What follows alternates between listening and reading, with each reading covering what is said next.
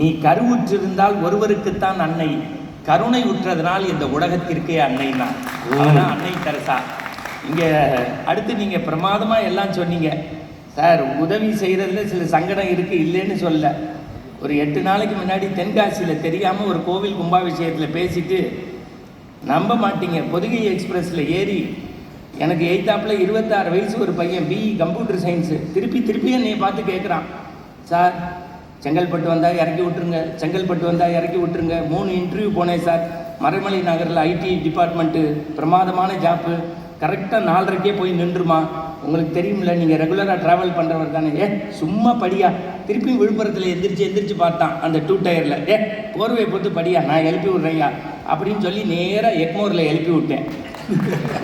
அவன் என்னைய இதுதான் இல்லாமல் வண்டியாக திட்டினான். நான் அப்பையும் கெக்கன்னு சிரித்தேன்.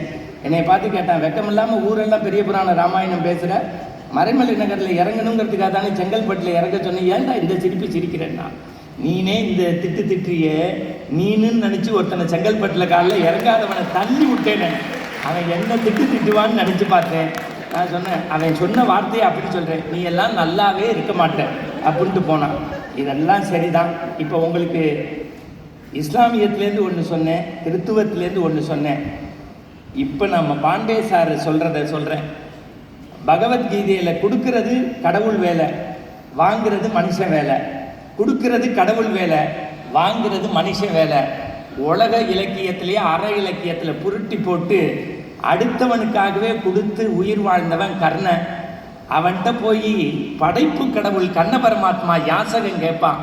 போர்க்களத்தில் இரத்த குவியலுக்கு மேலே தானம் கொடுக்கறதுக்கு தண்ணி வேணும், எங்கே போவேன்னு நினச்சி 4 அம்பை எடுத்து உருங்கி போட்டு அந்த இரத்தத்தையே எடுத்து என் செய் புண்ணியத்தை தார வாத்து தரேன்னு சொல்லுவான்.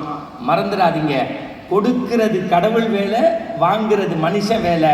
அதை முதல்ல மாற்றி மனுஷன் கொடுக்க கற்றுக்கிட்டா கடவுளே வந்து கையேந்துவான்னு காமிச்சது தான் இந்த நாட்டினுடைய மிகப்பெரிய மகாபாரதத்தினுடைய செய்தி. எனக்கு ரொம்ப பிடிச்ச சேனல் 2 தான். ஒன்று டிஸ்கவரி, இன்னொன்று ஸ்போர்ட்ஸு. ஏன்னா 2லேயும் மேக்கப் கிடையாது. உண்மைதான். பாதிக்கப்பட்ட 8 சங்கம் மட்டும் கைத்தட்டி இருக்கு. ஆன் இவர்